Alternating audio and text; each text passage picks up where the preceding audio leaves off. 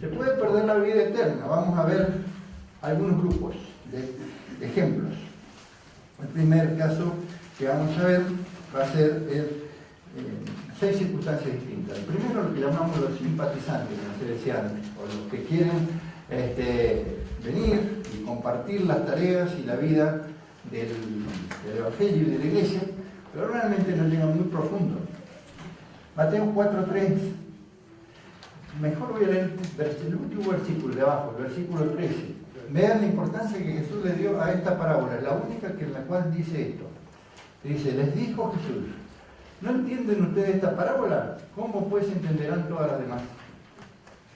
¿No? Parece muy simple, pero ni los discípulos ni la gente entendió muy bien qué es lo que quería decir. Era imposible. Un sembrador, con lo que cuesta la semilla, con el tiempo que tenés que dedicarle, con lo que vale la tarea y el campo y la posibilidad de una temporada entera que se iba a perder, va a sembrar de esa manera como salió a sembrar este hombre. Parece que fue una siembra muy extraña, ¿no?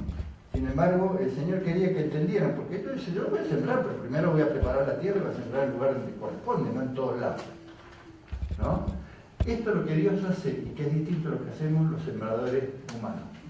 Oigan esto, un sembrador salió a sembrar, y al sembrar una parte de la semilla cayó en el camino, llegaron las aves y se la comieron, otra parte cayó entre las piedras, donde no había mucha tierra. La semilla brotó pronto, porque la tierra no era muy honda, pero el sol al salir la quemó, y como no tenía raíz, se secó.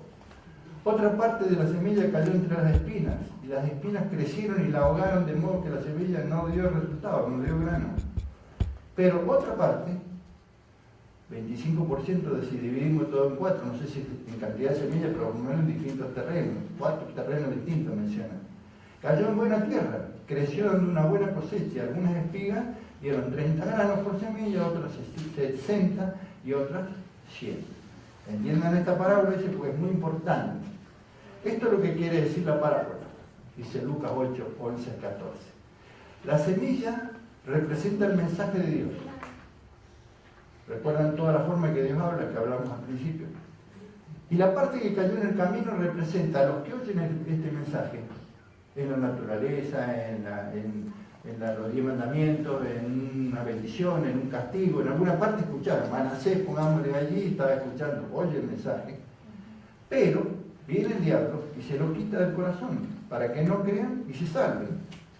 O sea que pueden escuchar el mensaje, de alguna forma Dios los toca, pero hay un enemigo que trabaja constantemente y lo que está en terreno duro, como es el camino, desaparece. 13, versículo 13, se dice, la semilla que cayó entre las piedras representa a los que oyen el mensaje y lo reciben con gusto. Se entregan, ¿no es cierto? Parece.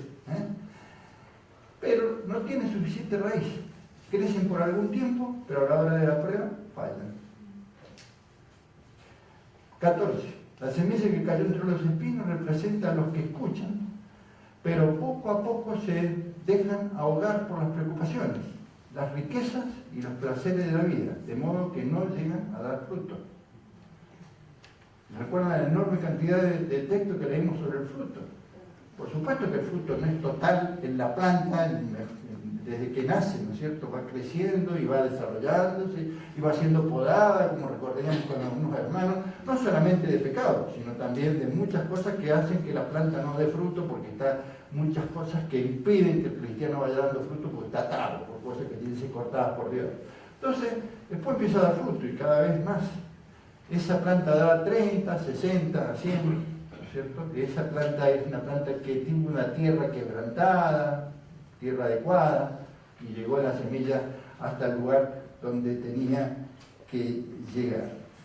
Ahora, si Jesús le dice estas palabras, lo hace con el propósito de que los discípulos entendieran que era posible escuchar e iniciar los primeros pasos del camino de la fe por un poco de tiempo y luego perderse sin haber llegado a tener la plenitud de la vida cristiana. Y esto sucede en todas las iglesias y sucede también fuera de las iglesias, no necesariamente en las iglesias, porque en todo el mundo el Señor está llamando en el Oriente también, está llamando en África, en Asia, en Estados Unidos, en Alemania, en todos lados. Hay pecadores, en Argentina también. ¿no? Y todos los pecadores necesitan ese llamado del Señor. Y la siembra por eso la hace así. Porque si Él sembrara nada más que los lugares donde está la tierra preparada, tendría 100% resultado. Pero como Él tiene un enorme deseo de que todos se salven, la tira arriba las piedras también. Y la tira arriba el camino, y la tira arriba, y es porque constantemente estás trabajando y trabajando. Y algún día puede ser que se ablande y llegue a creer y crezca la planta, pero ya fracasó el año pasado, porque cayó en el lugar de las espinas y vuelve a caer en el lugar de las espinas.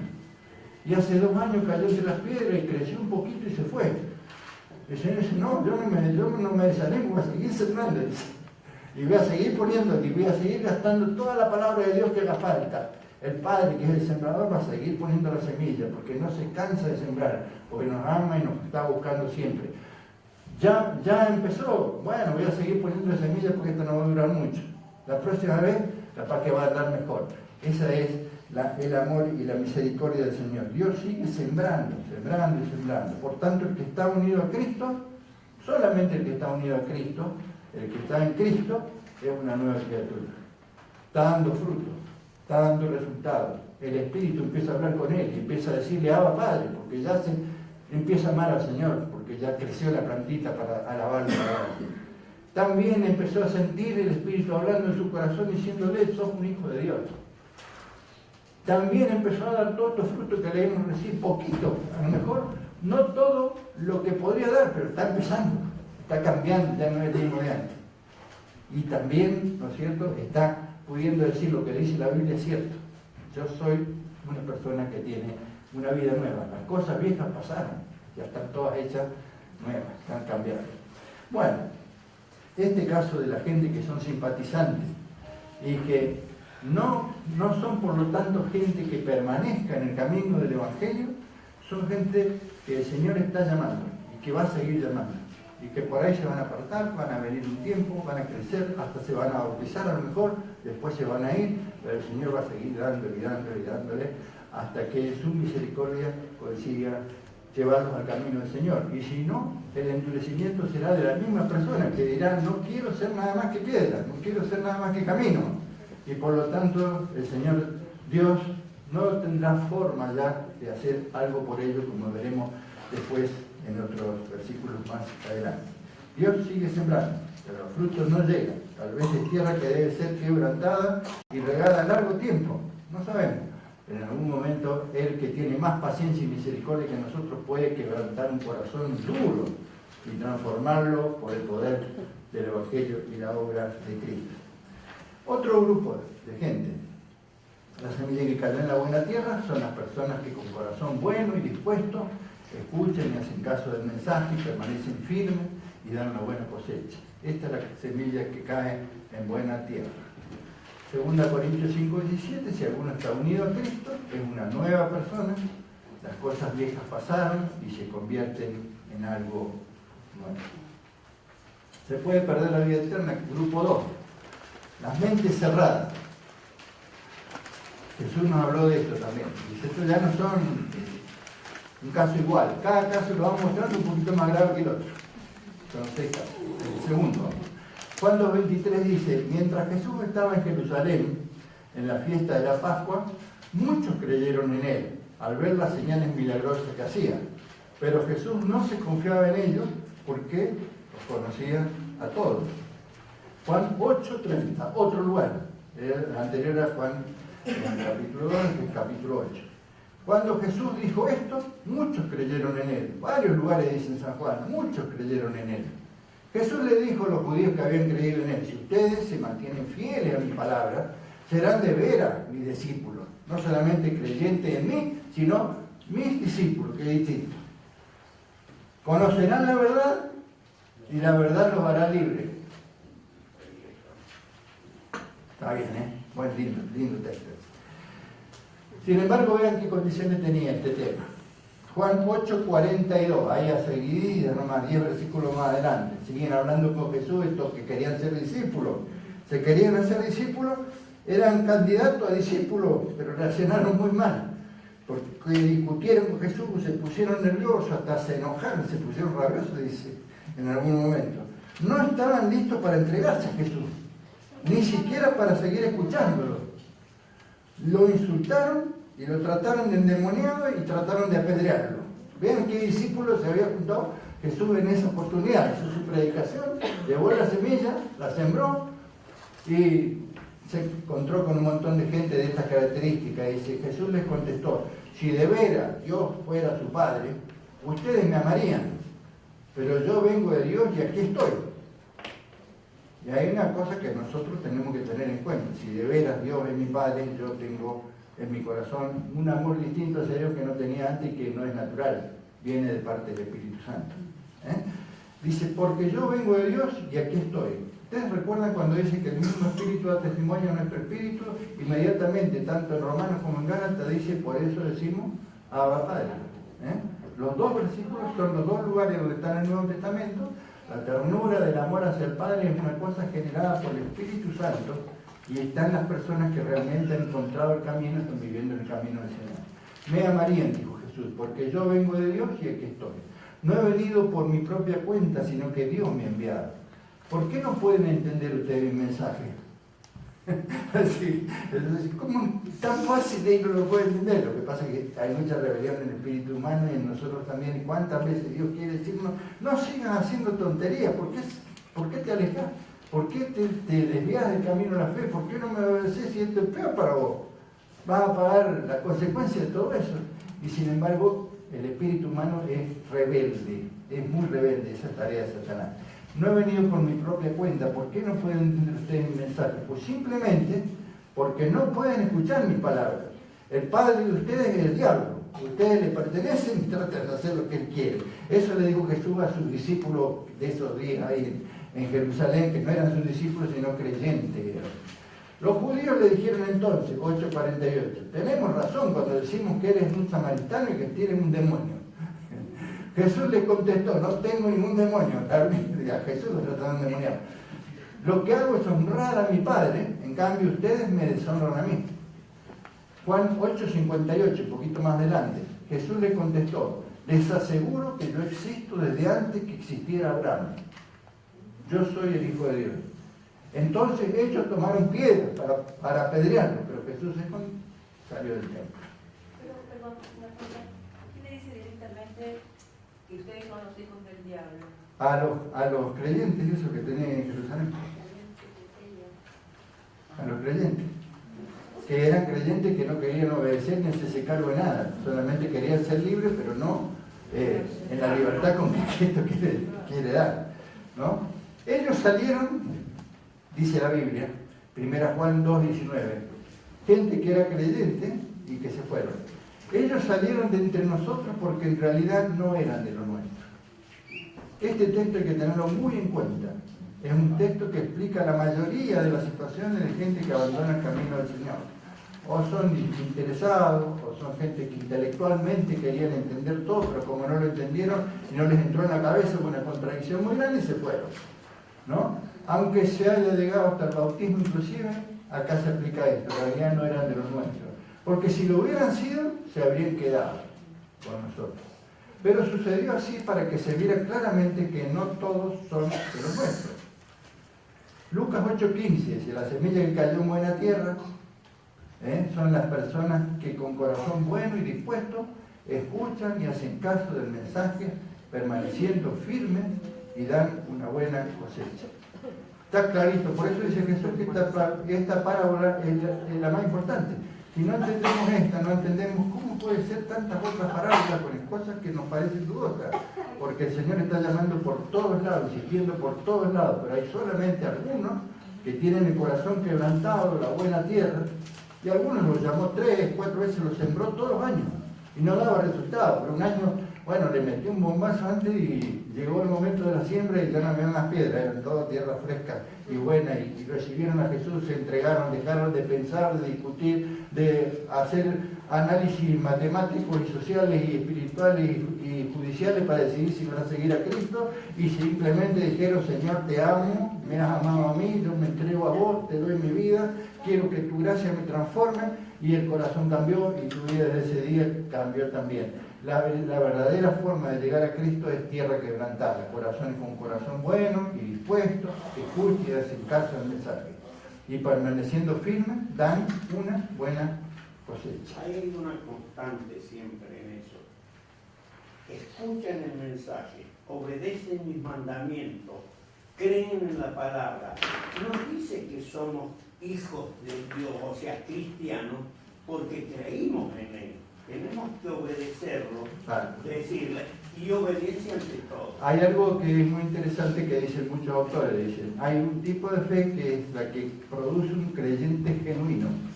Ese término usado en inglés y en español tiene mucha fuerza, porque muchos pueden ser creyentes, pero una cosa es una persona que ha cambiado su vida y que por lo tanto está dando todos los resultados, los frutos que se espera de una persona que es un creyente genuino. Tercer caso, que ya un poquito más grave.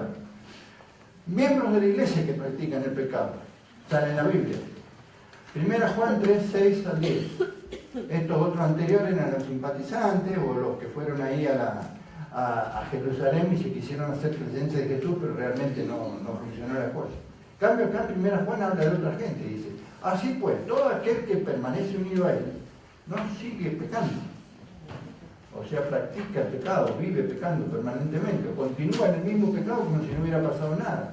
Dice, pero todo el que peca rutinariamente en lo mismo y constantemente, no lo ha visto ni lo ha conocido a Jesús. Hijitos míos, que nadie los engañe. El que practica la justicia es justo como Él es justo, pero el que practica el pecado es del diablo, porque el diablo peca desde el principio. Precisamente para eso ha venido el Hijo de Dios, para deshacer los hechos del diablo.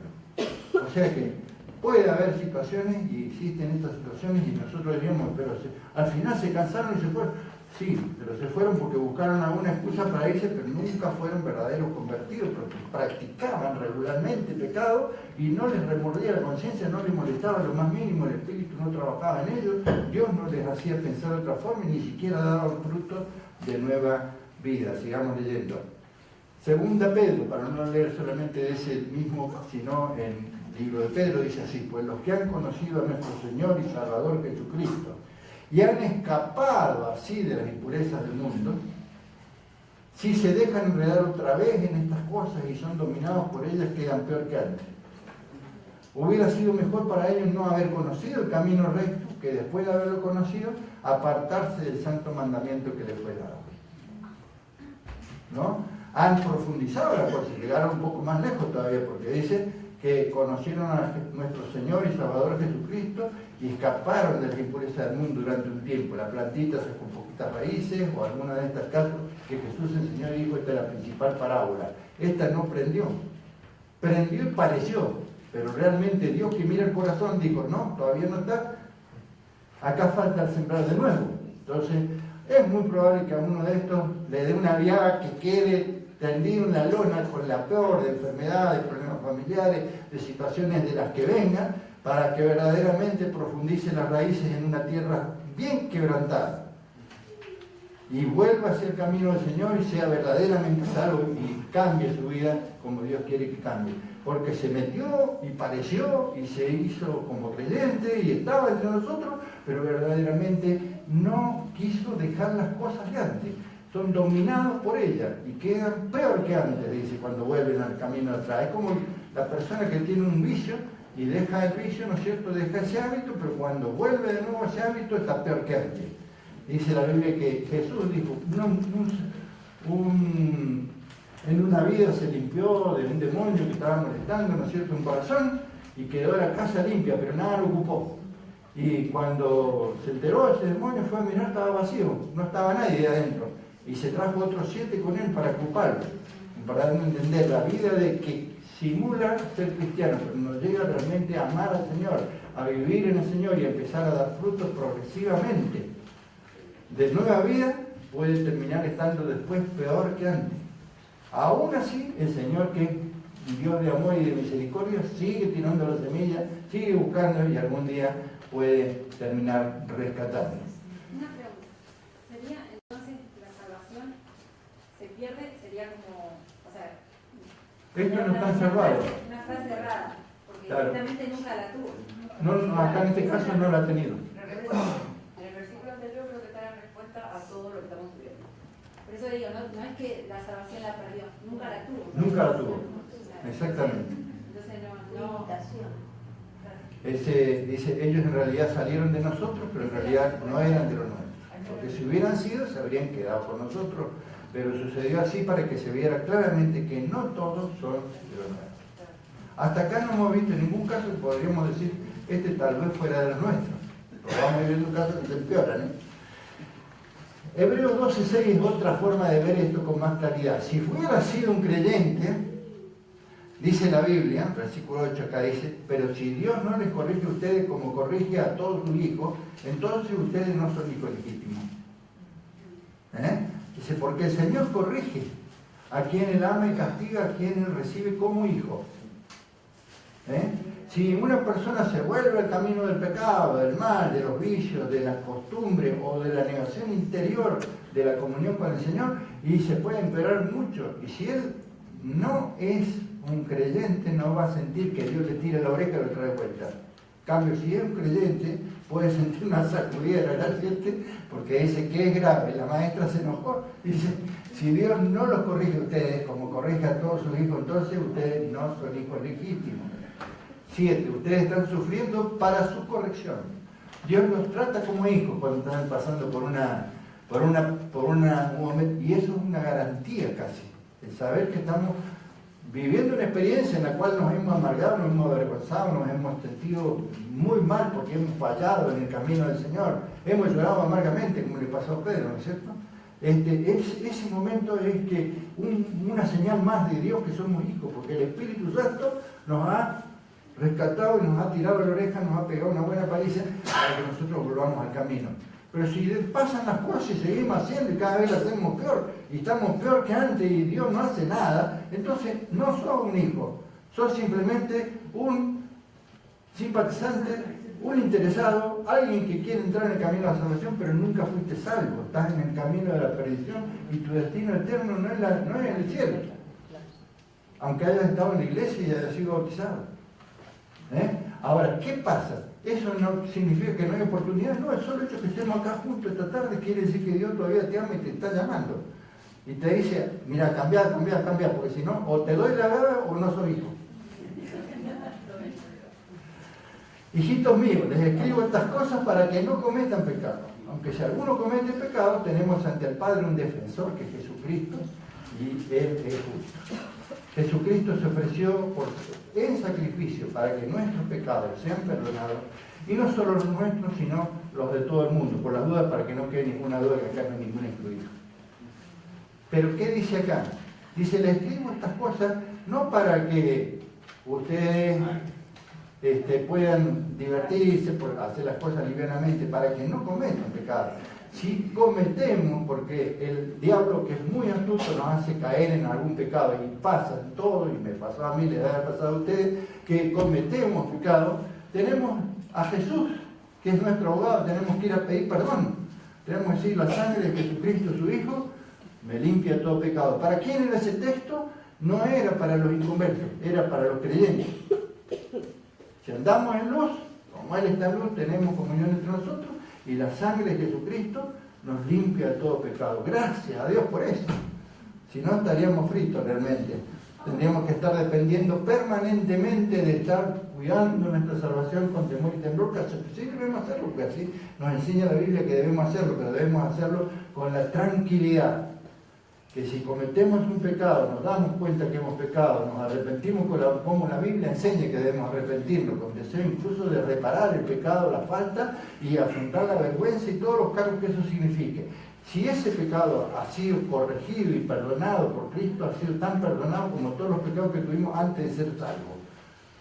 Pero no debemos jugar con esto, porque esto es un precio enorme y le cuesta muchísimo al Señor, y el Señor no quiere que hagamos esto. Dice, estas cosas se le escribo no para que pequen tranquilos, porque el Señor los va a limpiar el corazón, sino para que no cometan pecado.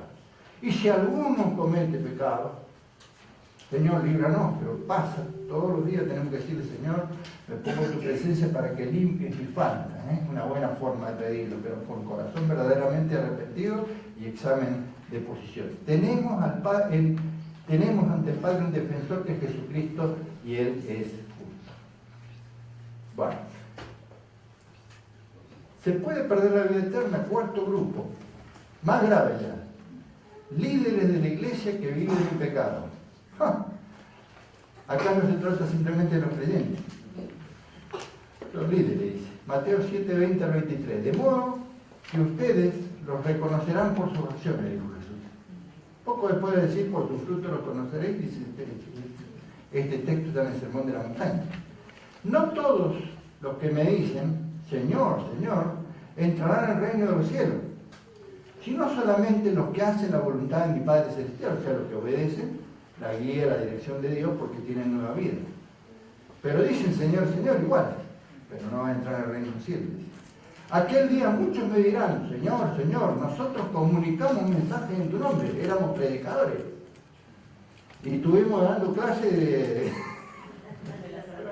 Ojo, para todos, para mí también. Dice, aquel día muchos me dirán, Señor, Señor, comunicamos mensajes en tu nombre y en tu nombre expulsamos demonios. Bastante más grande. ¿Y qué dice? Y en tu nombre hicimos muchos milagros. Da flauta, qué líderes, ¿no? ¿Cuántos líderes conocen ustedes que no solamente prediquen el nombre del Señor, sino que también hayan expulsado muchos demonios y hayan hecho muchos milagros? Son pocos, ¿no? Yo por lo menos no soy uno de ellos. Así que ustedes pueden ir buscándolo con lupa, porque existen pocos líderes que puedan hacer todo esto, que puedan expulsar demonios y hacer milagros inclusive. Entonces les contestaré, antes los conocía, ahora no los conozco más, no. Nunca los conocí. Pero Señor, le echamos los demonios y hicimos milagros y hablamos en tu nombre. Nunca los conocí, le dirá el Señor. Aléjense de mí, malhechores, dice acá esta versión, puede ser hacedores de maldad. Aléjense de mí, hacedores de maldad. Líderes. Hijitos, ustedes han oído que viene el anticristo. 1 Juan 2, 18 y 19. Pues bien, ahora han aparecido muchos anticristos, dice. Bueno, porque están haciendo pasar vergüenza a Cristo.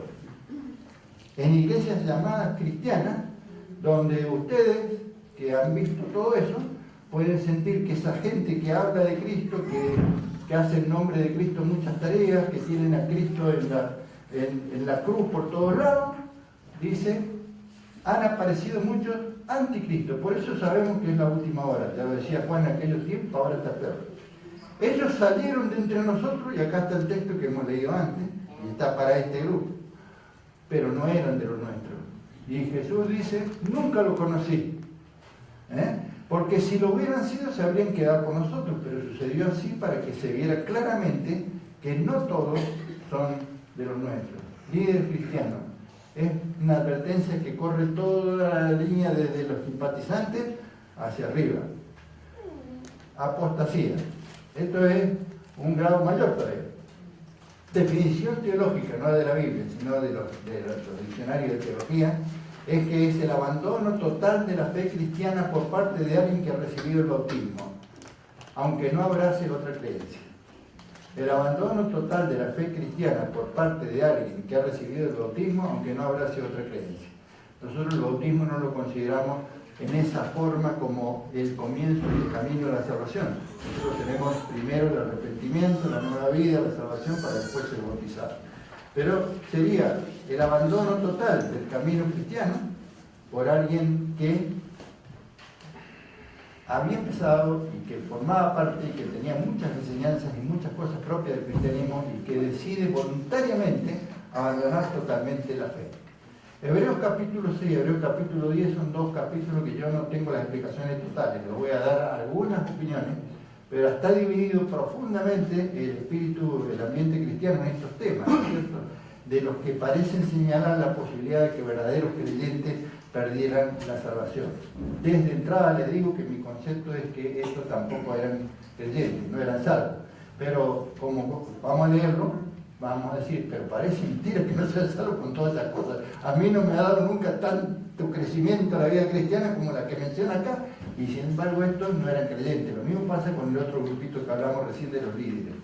Es imposible, dice la Biblia, que los que una vez fueron iluminados, gustaron del don celestial, fueron hechos partícipes del Espíritu Santo y asimismo gustaron de la buena palabra de Dios y los poderes del mundo venidero, y recayeron, sean otra vez renovados para arrepentimiento, crucificando de nuevo para sí mismo al Hijo de Dios y exponiéndolo a la burla. Se cerró la puerta. Dios dice, acá no voy a hacer nada más. Esto ya es imposible, porque han decidido no creer. Han decidido alejarse. ¿Se acuerdan del faraón en Egipto cuando venían las plagas? Primero decía que él endureció su corazón, la primera plaga, la segunda, la tercera, la cuarta, y después dice, Dios endureció el corazón del faraón. Dijo, ya se terminó. Dice, ya te probé 3, 4, 5 veces, te di la oportunidad, no quisiste saber nada, ahora yo te voy a endurecer el corazón. Él está trabajando en una vasija, dice, una vasija. Y trata de sacarla buena, y se le rompe, y la vuelve a hacer y trata de sacarla buena. Se le rompe, la vuelve a armar de nuevo, hasta que al final dice, bueno, dejemos el masacote de barro, voy a hacer una vasija de tercera categoría porque yo voy a hacer lo que yo quiero. Pero realmente el que impidió primero fue aquella tarea de la responsabilidad de cada uno, de responder ante el llamado de Dios para cumplir con su misión y con la cosa que Dios quiere que nosotros cumplamos en la vida. Es imposible, dice acá. La tierra que bebe la lluvia, que muchas veces cae sobre ella, y produce hierba provechosa a aquellos para los cuales es labrada, recibe bendición de Dios. Pero la tierra que bebe la lluvia, que muchas veces cae sobre ella, y produce espinos y abrojos, es reprobada y está próxima a ser maldecida y ser quemada. Hay un solo medio de salvación, y si este es reiterada y voluntariamente repudiado, no hay otro medio. Por ese motivo es que se cierra la puerta y es imposible que sean salvos, porque rechazan el único medio. Dios dice, yo no tengo otra cosa para ofrecerte, lo único que tengo es esto, que es el máximo. Si esto lo pisoteás, si esto lo rechazás, si esto no lo crees, dice, en ningún otro hay salvación. Hechos 4:12. Porque no hay otro nombre debajo del cielo dado a los hombres en que podamos ser salvos. Hebreos 10:26, probablemente situaciones similares. Si pecamos voluntariamente, después de haber recibido el conocimiento de la verdad, ya no queda más sacrificio por los pecados, sino una horrenda expectación de juicio y de hervor de fuego que ha de devorar a los adversarios. El que viola la ley de Moisés por el testimonio de 2 o 3 testigos muere irremisiblemente. ¿Cuánto mayor castigo pensáis que merecerá el que pisotee al Hijo de Dios y tenga por inmunda la sangre del pacto, en la cual fue santificado, y ofenda al Espíritu de gracia? Pues conocemos al que dijo, mía es la venganza, yo daré pago, dice el Señor, y otra vez el Señor juzgará a su pueblo. Horrenda cosa es caer en manos del Dios vivo. Porque a veces uno dice, tanto amor que tiene el Señor, la definición de su presencia es esa, pero la Biblia nos dice, ojo, que Dios dice un momento, basta, y no hay más oportunidad, se cierra la puerta, a lo mejor vive 20 años más, pero no le da más oportunidad. Y dice, horrenda cosa es caer en las manos del Dios viviente que diga, no hay más salvación para vos. Te di todas las oportunidades, te llamé, te hice conocer el camino, te di las posibilidades y renegaste totalmente en contra de todo esto, sabiendo que andabas mal, no tuviste interés en mejorar. Dice, no hay más oportunidad, y Dios en ese momento muestra el otro aspecto de su presencia, como lo mostró mucho en el Antiguo Testamento, y sigue siendo el mismo Dios que tenemos ahora y que va a ser para siempre. ¿Quiénes son estas personas que hacen a Dios imposible la tarea de ser restauradas o renovadas para arrepentimiento? Pues ya es imposible. ¿Se trata verdaderamente de creyentes? ¿Qué tenían esta gente? Primero, dice que fueron iluminados. La Biblia nos dice que todos somos iluminados por el Señor, la luz verdadera que alumbra a todo hombre viene a este mundo, y podemos rápidamente decir, el ser iluminado por el Señor y conocer la luz de la verdad del Evangelio no es suficiente para ser salvo. Porque si no recibís a Cristo, y si no te entregás a Él de corazón y le pedís perdón por tu falta, quebrantado y verdaderamente buscando el camino nuevo, esto de ser iluminado no alcanza. Hay mucha gente que sabe de teología, pero tonelada más que lo que puedo conocer yo, sin embargo no son salvos. Y otras personas que no saben nada de teología, pero cuando sintieron que Jesús los tocó, se entregaron a Él, lo recibieron y están felices con la nueva vida y están diciendo Abba Padre, como les enseña el Espíritu, y están dando fruto de nueva vida, son mucho más grandes que todos esos teólogos, y que todos esos maestros, que todos esos que dicen Señor, Señor, y van a ir a parar al infierno, ¿no? Así que no es conocimiento solamente, es un cambio maravilloso que no depende de nuestros conocimientos, sino que depende de la totalidad del ser. Dios no toca con esto solamente a nuestra mente para que entendamos el Evangelio, sino que toca a nuestros sentimientos y me emociona el Evangelio y lo que Jesús y Dios ha hecho por mí. Y toca mi voluntad y si yo me meto cabeza y voy a vivir para Él, no me importa lo que piensen los demás, si venga el tipo más sabio del mundo a explicarme que esto son mentiras, que esto no es bueno, si yo soy un creyente yo voy a seguir, ¿no? Fueron iluminados y no quisieron aparentemente ir mucho más allá de la iluminación. Gustaron del don celestial. 1 Corintios 11:29 está mencionándose el tema del que come y bebe indignamente sin discernir el cuerpo del Señor. El gusto colocado en esto. Pero esto también puede ser que se refiere a muchas bendiciones recibidas y que tuvieron en sus vidas las marcas de la ayuda de Dios, de la compañía de Dios, del cambio de Dios, de la libertad que Dios da de accidentes, de peligro, de enfermedad y la libertad que Dios da en el conocimiento de su palabra. Sin embargo, decidieron voluntariamente irse y renunciar a la fe y ser apóstatas. Fueron hechos partícipes del Espíritu Santo. Esto es una cuestión que está vinculada con la potencia que tiene el Espíritu para hacer tareas especiales sobre el mundo y que en el tiempo de los apóstoles se otorgaba por la imposición de manos.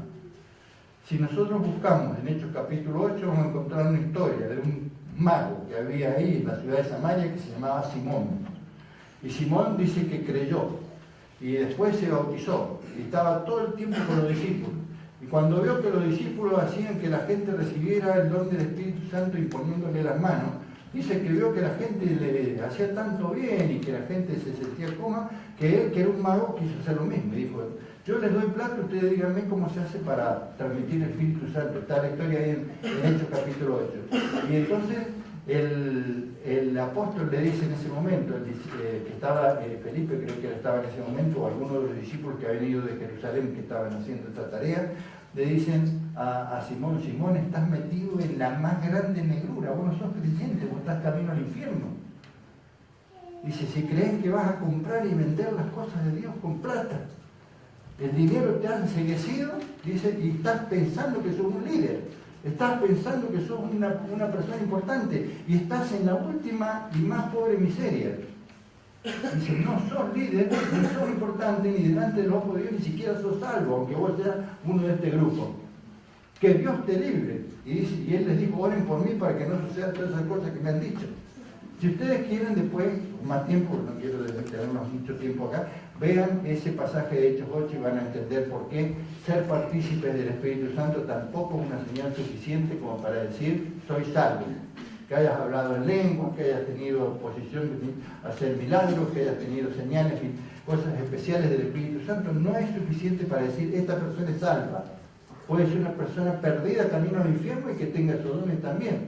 Porque en el tiempo de las plagas de Egipto, ¿se acuerdan ustedes que la primera que hizo fue tirar la vara a Moisés al frente y se transformó en una serpiente? ¿Y qué hicieron los magos que estaban ahí al lado? Hicieron lo mismo. Tiraron las varas al suelo y se transformaron todas en serpientes. Satanás tiene mucho poder para simular la tarea del Espíritu Santo. Y muchas señales que podemos atribuirle al Espíritu Santo no son del Espíritu, sino señales de la obra de Satanás para engañar a la gente. Las otras serpientes se las comió la verdadera, dice, venció sobre aquella. Gustaron de la buena palabra de Dios. La semilla cayó entre las piedras, empezó a crecer la plantita, pero no tenía raíz. Ya vimos la parábola. Gustaron de la buena palabra de Dios, les gustaba estudiar, les gustaba leer, les gustaba conocer la Biblia.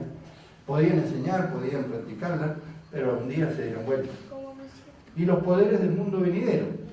Ellos estaban en la época justamente esperando que iba a ser el tiempo del reino mesiánico. Eran judíos que habían entrado pensando que ahí, a través de eso, iba a venir el Mesías y el nuevo reino de Jerusalén. Y como no vino el reino de los judíos, se arrepintieron, porque no era lo que estaban esperando. Vieron algunas señales, Pedro, por ejemplo, marcando señales que estaban en el Antiguo Testamento, ahí frente al templo, cuando aquel paralítico es levantado en el nombre de Jesucristo, y acá están las señales. Y sintieron muchas cosas, sintieron tantas cosas, que a mí mismo me plantean la duda, de decir, no son creyentes esta gente con tantas cosas, ¿no? Sin embargo, podemos saber que se fueron. Y por lo tanto, Dios le va a decir algún día, yo nunca los conocí, porque nunca jamás fueron verdaderos creyentes, genuinos creyentes, apartados de mí malhechores, obradores de iniquidad. Se puede perder la vida eterna, y acá tenemos el último grupo, el más hermoso pero el más delicado, donde están los hermanos que sufren. Oh, ¿qué pasa? Si una persona es un creyente y tiene un disgusto terrible con otro creyente, puede irse, apartarse, enfriarse hasta el punto de perder la vida eterna. Si tiene un caso que se le murió un pariente muy cercano, o un sufrimiento muy profundo por algún problema personal, una enfermedad, un problema económico, un problema social, un problema de dudas tremendas que le vinieron a la cabeza, libros que leyó, pecados de los cuales cayó, y está sufriendo, ¿ese sufrimiento lo puede apartar del amor de Dios? Terminantemente no. Si es un creyente genuino, no se va a apartar del amor de Dios. A lo sumo Dios lo va a matar, pero no se va a apartar. Dice 1 Corintios, capítulo 11, donde tenemos las lecturas de la Santa Cena, examínese cada uno a sí mismo y pruébese, dice, porque por causa de que no se discierne bien el cuerpo de Cristo, ¿qué pasa? Algunos están enfermos, otros debilitados y otros mueren. Y si un creyente genuino y está en un camino del cual no va a salir, Dios se lo va a llevar. Y tu vida o la vida de quien esté en estas condiciones, que es un creyente genuino, está en grave peligro. Puede ser un auto que le atropelle a la salida de la iglesia, puede ser un cáncer, puede ser cualquier otra cosa, pero Dios se ha llevado y se lleva mucho. Yo me salvó por la misericordia de Dios, en mucha falta, porque el Señor tuvo paciencia conmigo, me dio oportunidad, yo escuché y volví otra vez, ¿no es cierto? Pero a todos le puede pasar. El Señor te puede llevar de un momento para el otro y pasar realmente momentos de mucho quebrantamiento y mucho sufrimiento, porque el que es un verdadero creyente, un genuino creyente, y cae en pecado y no quiere, o cae en una etapa en la cual abandona la fe, se le baja la fe al mínimo, si no responde, está enfermo. Si no responde, va a estar débil. Y si no responde, se va a morir. La Biblia nos da una promesa que se cumple siempre. Antes, en todas estas cosas, somos más que vencedores por medio de aquel que nos amó, por medio del Señor Jesucristo, no en nuestras propias fuerzas. Primera razón por la cual una persona, voy a dar 4 razones y con esto terminamos. Una persona, un hermano, no digamos persona acá, los anteriores me animo a decir persona, pero en este estoy hablando de un hermano. Es un creyente genuino y salvado, que va camino al cielo y nos va a encontrar juntos ya, si Dios quiere, por la misericordia y la gracia de Dios. ¿Por qué por qué se va a cumplir esta promesa que va a ser vencedor? La primera razón es que la salvación no depende de nosotros. Nosotros apenas hemos tirado la mano ahogados a agarrar el salvavidas, porque estamos en medio del mar. ¿Y dónde está la salvación? En el barco, donde vamos a ser subidos por la gracia de Dios, y mientras estemos en el barco, que es Jesús, vamos a ser salvos, porque si nos tiramos al agua de vuelta, no. Y eso no lo vamos a poder hacer porque el capitán del barco no nos deja tirarnos al agua. No nos va a dejar tirarnos al agua si ya estamos en el barco, si ya estamos salvos. Él nos va a cuidar para que no nos caigamos nuevos. O nos va a decir, bueno, veniste conmigo, no hay más oportunidad de seguir viviendo en la tierra porque has sido muy rebelde, te dará leña, te dará castigo, vas a sufrir, no querés ablandar, no querés cambiar, querés seguir pecando, y yo te saco acá, te vas a enfermar, te vas a debilitar, te va a morir. Muchos enfermos entre los creyentes están enfermos por causa de que hay cosas que debieran ser cambiadas en sus vidas. Si estuvieran cambiando esas cosas en sus vidas, que Dios ya se las viene marcando hace mucho, no estarían enfermos. No son los médicos los que lo pueden resolver, ¿no? Y Dios quiere hacer cosas especiales. Dios quiere cambiarnos, quiere hacer que tengamos fruto, no solamente que seamos plantitas enfermizas que hay que estarlas podando, 30% de producción. Dios quiere que demos más provisión, que estemos mejores. La justificación no depende de nosotros. Vamos a leer un pasaje bárbaro de Romanos rápidamente. Ustedes después agárrenlo, Romanos 5 en su casa, porque es hermoso para la seguridad de la salvación de los que están pasando por pruebas en la vida cristiana. Dice Romanos 5:1.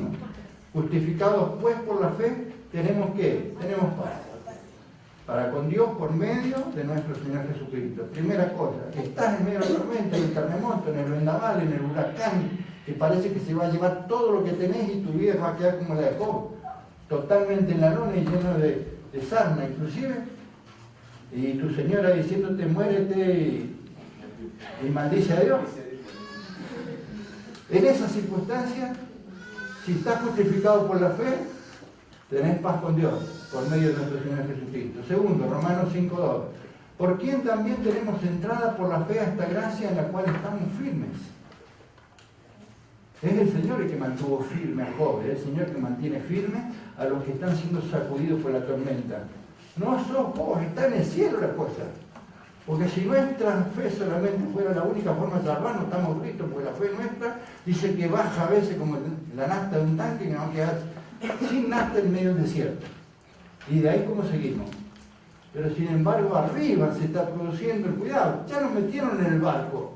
¿Quién nos está cuidando? El Señor, los marineros del Señor. El capitán, que es el Señor. Él nos está cuidando. Antes estábamos en el agua, antes agarramos un salvavidas, pero cuando ya estamos en Cristo, estamos metidos en el barco. Y el Señor no nos va a dejar, nos va a hacer estar firmes. Romanos 5:2. Nos gloriamos en la esperanza de la expectativa de estar eternamente en la gloria de Dios. El Señor ya no aguanto más lo que está pasando acá. Y bueno, tenemos una esperanza. Podés mirar para adelante. La fe es creer lo que pasa ahora, la esperanza es mirar para adelante. ¿Y cuál es tu esperanza? Hermano querido, vas a estar muchísimo mejor. Allá no hay enfermedad, no hay dolor, no hay lágrimas. No hay ninguna cosa de las cosas viejas que han pasado. No hay más pecado. No hay más desobediencia, no hay más problemas de lo que estás viviendo ahora. Todas estas cosas que te molestan en tu rodilla, en tu espalda, en tu salud, en tu economía, en tu familia, en tus hijos, va a terminar. Eso es algo que Dios nos ha dado junto con la salvación y nos gloriamos en la esperanza de la gloria de Dios. Para el que está sufriendo una prueba, no va a perder su salvación, es más, Dios lo va a sacar mejor de esa prueba de lo que estaba antes y esa es su voluntad. Romanos 5:3 dice, y no solamente esto, como si dijera, no solamente esto, otra más, dice, sino que nos gloriamos en las tribulaciones. Tribulaciones, los problemas, las dificultades, ¿no? La sacudida, dice, sabiendo que es productiva, que no estamos por capricho del diablo ni de Dios acá en esta prueba, sino que Dios está haciendo algo productivo y nos va a cuidar en esa prueba. Dice así la palabra de Dios de las cosas que produce, Romanos 5:3. La tribulación produce paciencia, porque sabemos que el sufrimiento nos da firmeza para soportar, dice la versión más popular. Esto es perseverancia. ¿Cuál es la señal más clarita de que uno está salvo? Es porque uno sigue en medio de la sacudida, en medio de los momentos lindos, unos días alabando, otros días tirado al piso porque estás planchado y mal cansado, desanimado, angustiado, y pasa el tiempo, y así está el Señor trabajando en tu vida, pero uno persevera. No porque seas bueno, sino porque el barco sigue navegando, hermano. Y vos estás arriba del barco, ya no estás en el agua pidiendo salvación y que te tiren el salvavidas, que es Cristo. Y vos con tu manito apenas de lucha agarrándolo por medio de la fe para que te levanten al barco, ¿no? Sino que ya estás salvo, estás en el barco y el barco sigue, aunque vos no estés bien, aunque vos estés muy bien, aunque estés en espíritu de adoración, aunque estés en medio de una tormenta desanimado con la fe en cero, lo mismo sigue el barco y te da la perseverancia. Dice la paciencia, o esta perseverancia, produce prueba, dice, esta firmeza nos permite salir aprobados. Más fácil para entenderlo, ¿no? Dios nos pone a prueba y nos da la nota, salir aprobado. Cambios de mi carácter y de mi conducta que van a ser aprobados por Dios. Qué lindo es pensar que las pruebas no son de vicio ni demás, pero los cambios que vienen son aprobados por Dios. Los maestros saben lo que es dar aprobado, ¿no? Romanos 5:4, y la prueba, esperanza. Esperanza, dice la versión popular, y el salir aprobado nos llena de esperanza. Es un crecimiento en la confianza de Dios, nos enseña a esperar en Él. Dice, cuando estamos probando, pasando por una prueba, y somos creyentes genuinos, vamos aprendiendo a creerle más cada día, tener más esperanza, no menos. Y es el siguiente punto, y esta esperanza no nos defrauda, esta esperanza no nos defrauda, es una confirmación. Romanos 5 dice, para completarlo, algo muy lindo. Dice, porque el amor de Dios ha sido derramado en nuestros corazones por el Espíritu Santo que nos ha dado. Señor, donde ve una sacudida, un tembladeral, una bronca terrible, parece que nunca se va a solucionar nada, hay el Espíritu Santo trabajando y tirándote con el gotero, con el balde, amor de Dios. Un amor de Dios que no solamente te sirve para amar a los demás, no, te cambia la vida.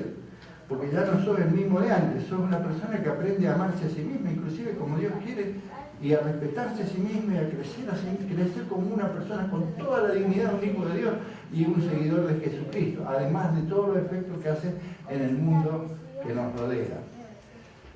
Segunda razón por la cual un creyente que está en prueba no va a ser vencido ni va a caer en la pérdida de la salvación es porque Jesús es sumo sacerdote. Parece mentira, pero esto es muy, muy importante.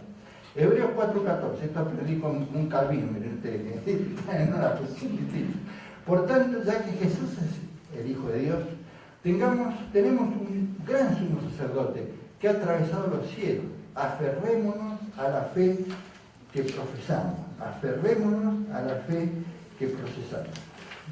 Este sumo sacerdote, es interesante porque quiero leerles acá, está descrito como un sacerdote que no tiene ningún tipo de problemas de que se vaya a quedar dormido, o de que se vaya a cansar, o de que se vaya a desanimar, o que tenga algún pecado, alguna falta que confesar. En el Antiguo Testamento podían ir al sacerdote, ¿no es cierto? Pero esos sacerdotes tenían que ir todos los años a presentar el sacrificio por sus propios pecados, se desanimaban, se enojaban con la familia, con los hijos, eran a veces de mal testimonio inclusive, no eran de toda confianza, porque se quedaban dormidos, inclusive en otras oportunidades se morían también. En cambio, este es un sumo sacerdote que reúne muchas otras condiciones. Jesús ha llegado a ser el que garantiza un pacto superior. Dice, ahora bien, como aquellos sacerdotes la muerte les impedía seguir ejerciendo sus funciones, ha habido muchos de ellos. Pero como Jesús permanece para siempre, su sacerdocio es imperecedero.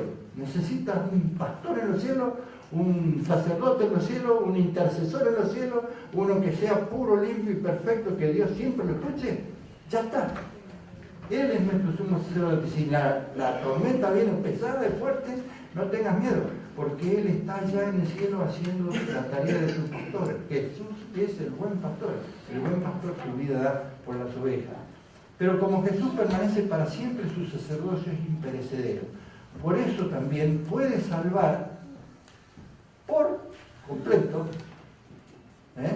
a los que por medio de Él se acercan a Dios, ya que vive siempre para interceder por ellos.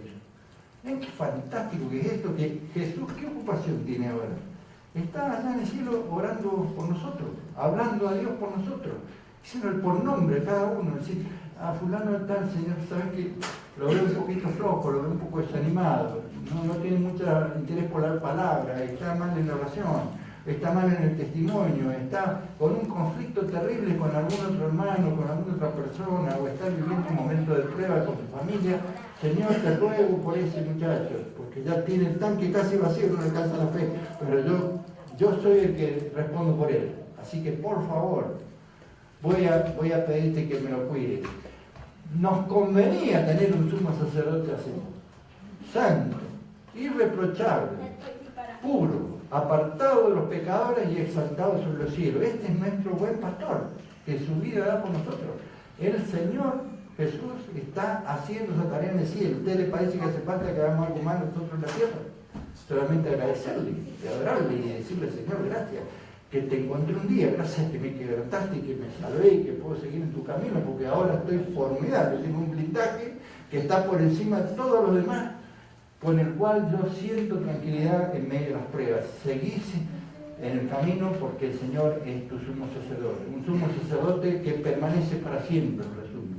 nunca falta, nunca hay que esperarlo, sabe lo que pasará.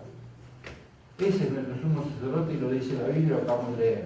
Un sumo sacerdote que puede salvar por completo a los que por medio de él se acercan a Dios. Y un sumo sacerdote que vive siempre para interceder por nosotros. Allí lo tenemos a Simón Pedro viviendo esta experiencia de sumo sacerdote. Dijo también el Señor, Lucas 22, 21.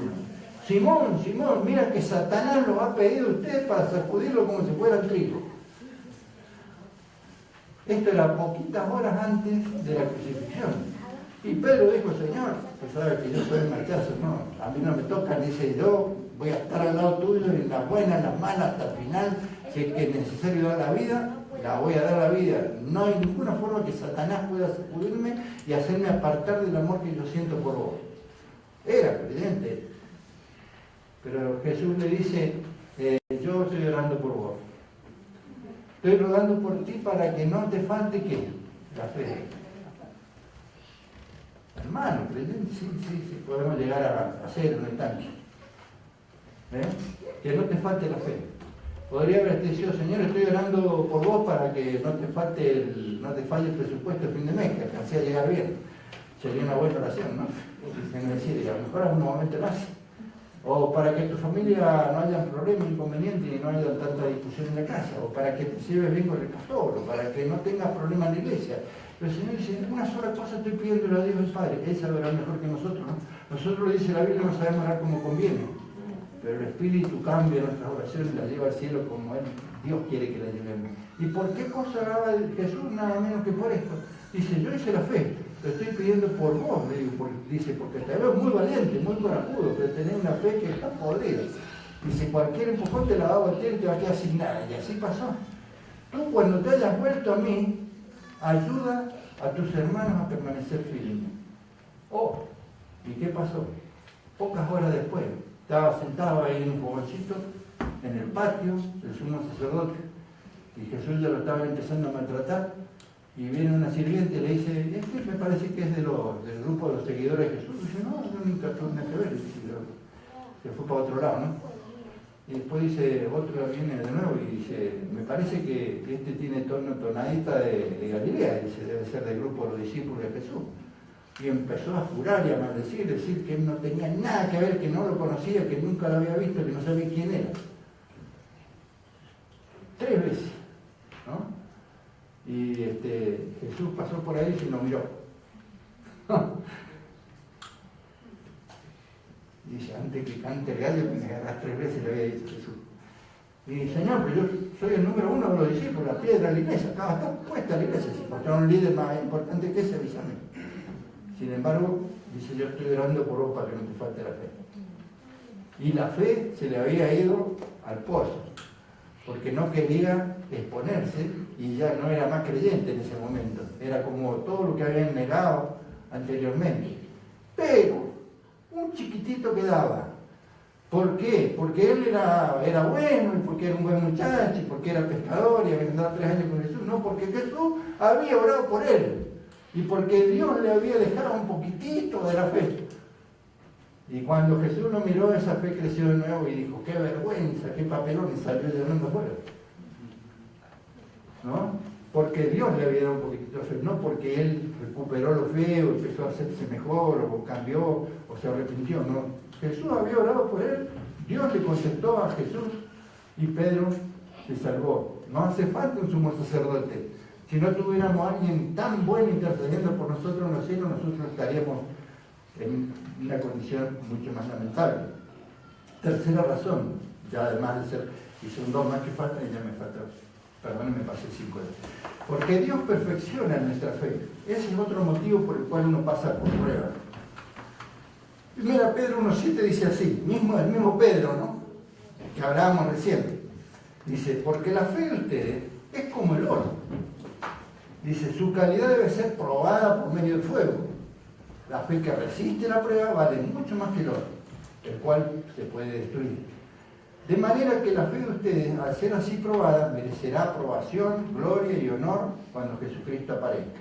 Versículo 8. Ustedes aman a Jesucristo aunque no lo han visto. Y ahora creyendo en Él, sin haberlo visto, se alegran con una alegría tan grande y gloriosa que no pueden expresarla con palabras. ¿Qué es esto? ¿Esto es lógica? No. Esto es una emoción profunda, es voluntad y es también un sentimiento encajado en la palabra de Dios dentro de la lógica del cielo. Se alegran con una alegría que no pueden expresar en palabras. Abba, Padre, el Espíritu Santo te hace eso. Porque están alcanzando la meta de su fe, que es la salvación. Los otros días estaba charlando con David, no está por acá, ¿no? Sobre las pruebas en la vida de los creyentes, diciendo, ¿qué te parece? ¿Podrá un creyente pasando por una prueba de las peores terminar apartándose del Señor y abandonando el camino y perdiendo la salvación? Y bueno, ella dijo, recordó este pasaje. Y me dice, es como la prueba del oro, dice. Hay momentos, dice, cuando se ponen, lo habrá leído en alguna parte, porque ella no trabaja con eso, pero de todas maneras me lo dio y me parece muy lindo el ejemplo. Cuando se pone a purificar el oro, del anillo y demás, ¿no es cierto?, donde se empiezan a salir hacia arriba, porque se lo ponen en un recipiente, se le da mucho calor, el crisol, y entonces empiezan a brotar todas las escorias, las partes más inútiles, más feas, de otros metales, contaminación y demás. Así tenemos el oro de tantos quilates, cuanto más puro, mayor cantidad de quilates. Entonces, dice, en esos momentos de lo que yo he leído, dice, hay un momento en el cual parece que no hay oro, porque lo único que se ve es la escoria arriba, pero ahí en el fondo sigue estando el oro, y es un oro mucho mejor que el que había antes de empezar, porque es un oro purificado, que se le ha sacado la escoria.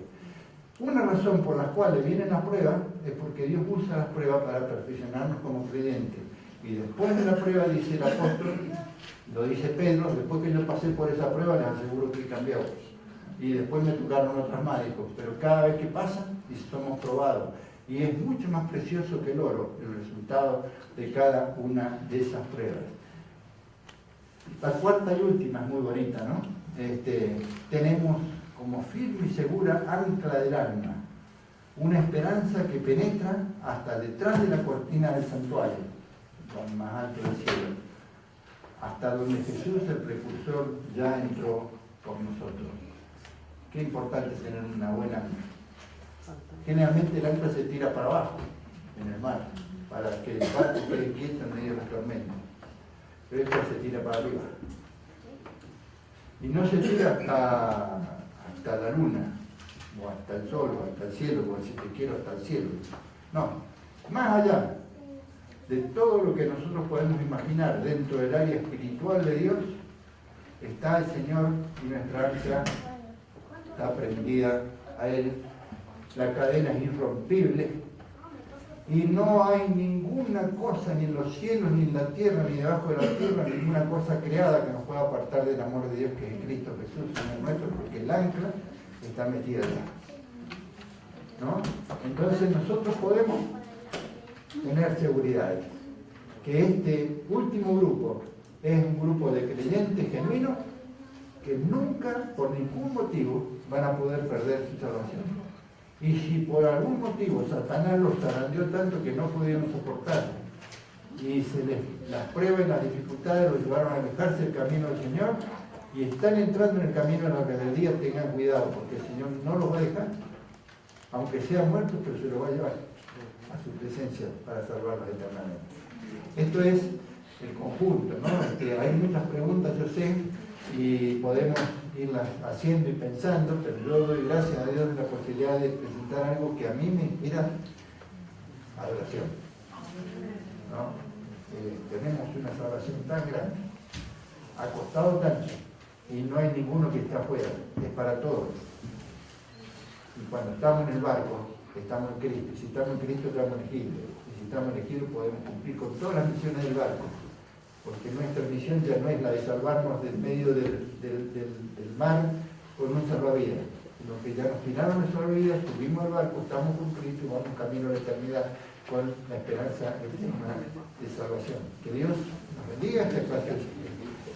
También podemos contestar algunas preguntas.